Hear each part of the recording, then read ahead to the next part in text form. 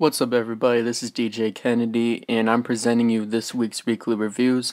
First off, I'd like to say I'm sorry I'm a little late on this. I meant to do it yesterday, but it's all good though. But we're going to get right into it because I got a bunch of albums to review here, and the new surprise Drake project that dropped this week, I will be making a separate review on that, so don't expect to see that in here. So let's get started with Prospect. So Prospect, I never really heard of before, but he came out with a mixtape out of nowhere. I think he's from We the Best Music, and it wasn't bad. I was expecting like another kind of trashy, no-name rapper mixtape on Dat Piff, but he actually delivered some bangers with some like good hip hop songs on there too. So it was a nice mixture of both, pretty intriguing.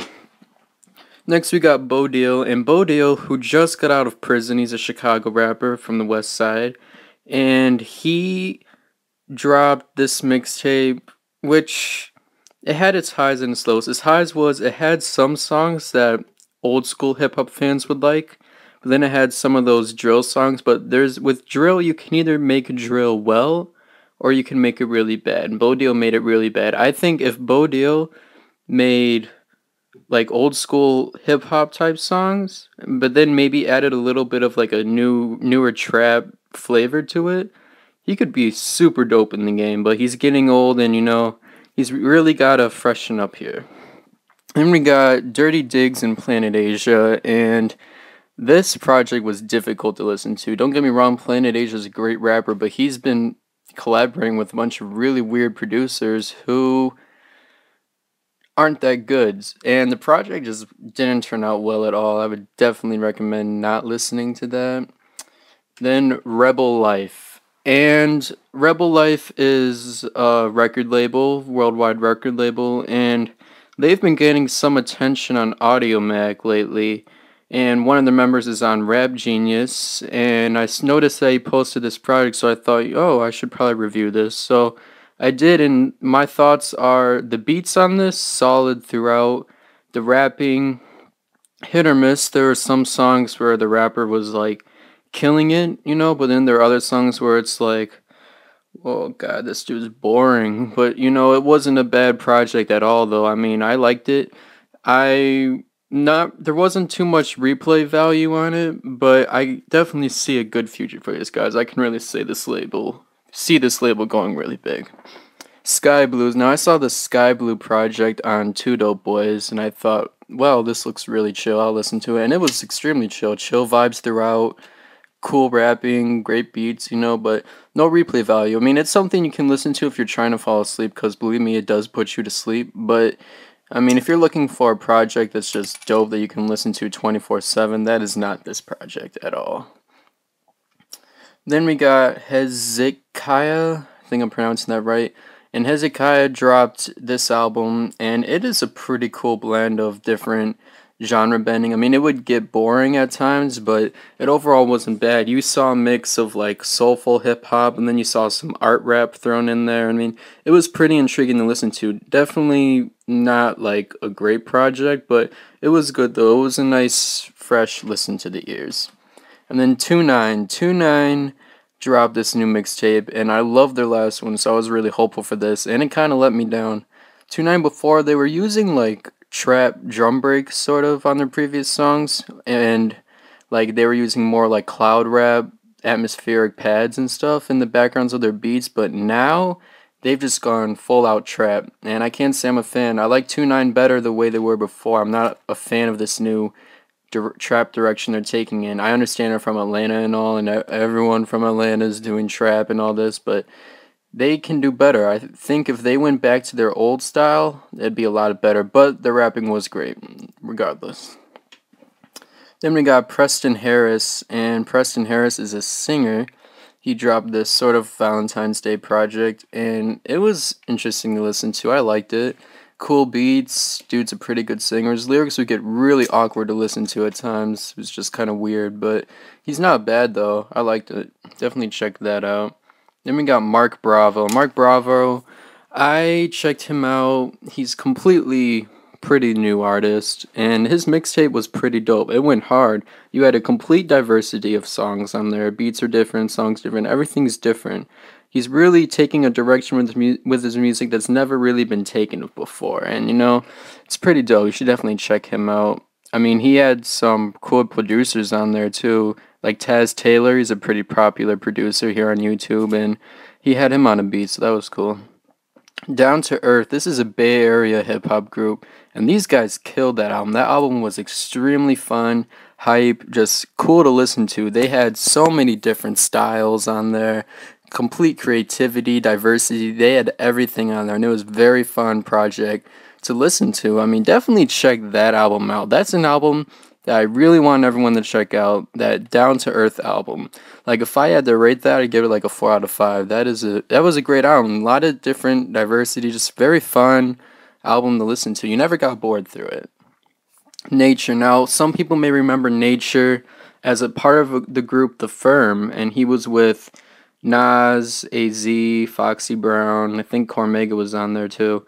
And that was like this big super group in the late 90s, early 2000s, and Nature was on there, and a lot of people forget that he was with us. So now he's basically making a comeback with this new album he dropped, and it flopped. It was horrible. I mean, I'm not going to say Nature, his rapping was horrible, because his rapping was on point, as usual, but the beats did not fit him at all. He's trying to be a new school artist when he's not. If he could have just stuck to the old boom bap beats that he was used to, he could have definitely killed this, but instead he went to these more newer beats, and it didn't work for him at all.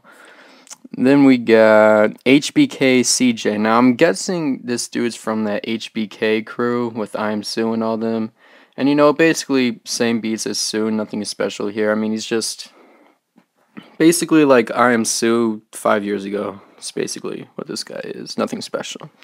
So now my favorite project released in the past week, and possibly my favorite project released this year, Rakim Miles, Adderall. Now, Adderall is basically a trip on Adderall through music. And, it's great, though, because it's not what you think it is. It's not all drug-based or anything. It's based on concepts through the mind, really. It's such a deep concept, I can't really explain it, but it's super dope. Like, this Rakim Miles came out of nowhere with this project, and I know he had a previous mixtape called Depression. That's probably same concept as Adderall, except taking a trip through depression, and it was dope. Great project to listen to. I mean, if you haven't heard Rakim Miles, Adderall, you need to get on there, because that project was just wow. It's like blew me away. I don't even have words. Jake Lambo, one of the new signees of B.O.B.'s No Genre label, and he dropped is this his debut mixtape? It might be, and it was pretty dope, actually. Jake Lambo's got bars, he's got a wide assortment of beats, a lot of diversity. It was an interesting project to listen to. Hopefully, like, Spotify will get it uploaded, because definitely want to get that. Very interesting, though. It was cool listening to Jake. Young Buck. So Young Buck rejoined G Unit about a year ago with the G Unit reunion. He rejoined, and then the original members, 50, Tony, Lloyd Banks, were on there. Then they added Kid to the mix, regrettably. And so Young Buck is sort of trying to make a comeback now. He dropped this mixtape, and it was awful. Now if Young Buck went back to those sort of down south beats, they weren't trap, you know what I'm trying to say, like Tennessee, his old flow, really, like Slim Thug type stuff, and he's not making these trap beats, then that'd be great, but he's making trap now. I mean, what's with all these artists who back in the day, they weren't really about this trap music, but now they're all of a sudden trying to become trap artists. That's exactly what Young Buck's trying to do, and I do not like it. He completely flopped. If he's going to do this with his career, he's horrible. Gucci Mane, the guy who never stops working. Gucci dropped probably around 10 projects last year, and he's keeping himself relevant in the game. And he just dropped this project, Brick Factory Volume 3, and it's not as good as the first two. But like the first two, though, it was more Gucci. This one's more of a compilation of his Brick Squad artists. Like, you had MPA Duke, MPA Wicked, Pee Wee Longway, Young Thug on basically every track. That's basically what it was, and I liked it for the fact that it was a bunch of different artists with Gucci Mane basically probably executive producing this whole album, a bunch of other artists were basically showing off their talent through every song. So I like that. I mean, Brick Factory Volume 3, if you're a trap fan, it's worth to listen. If you're not, it's probably irrelevant to you, but that was cool. Then Brady Watt. I'm not exactly sure what Brady Watt is, whether they're a producer or a rapper. I mean, because this project, there was a lot of instrumentals on there, but there wasn't that much rapping. And I mean, it was like vibey, it was weird and cool in a way, but it wasn't enjoyable. So now Bloody J. I remember he made a mixtape with Young Thug called, I think it was Black Portland. And, that wasn't horrible. I mean, it gave me a sense of who Bloody J was. And he basically made this whole new mixtape based on the artwork and listening to it. It was basically all about Bloods, his Blood gang down in Atlanta. And, most of it was pretty irritating to listen to. DJs on every track ruining it. Bloody J with subpar lyrics, subpar beats. There was one song that was pretty dope on there. I don't even remember it. But yeah, it was nothing special.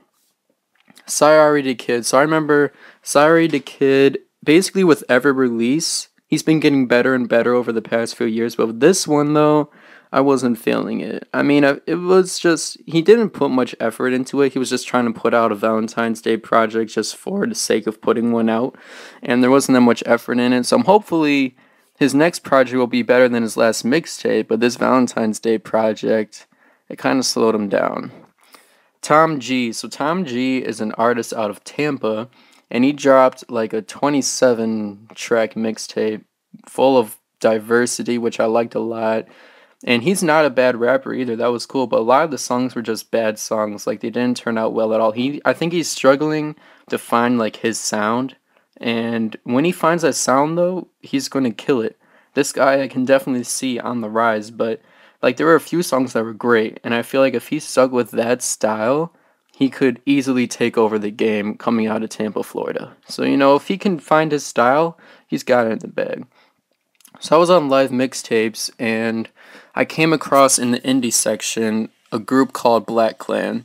So I'm thinking to myself, is this going to be like, sort of like Space Ghost Perp type stuff, Raider Clan?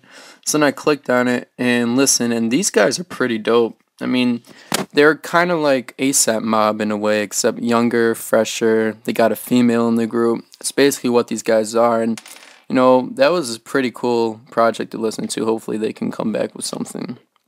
Last but not least, Sci-Hi the Prince, releasing a Black History 2, long-awaited project. And it is nowhere near as good as the first one. The first one is definitely a top 10 mixtape of last year, no doubt. But this one will be forgotten as the year goes on. It's nothing special. I mean, you basically were bored throughout the whole project. Not a single song had much replay value.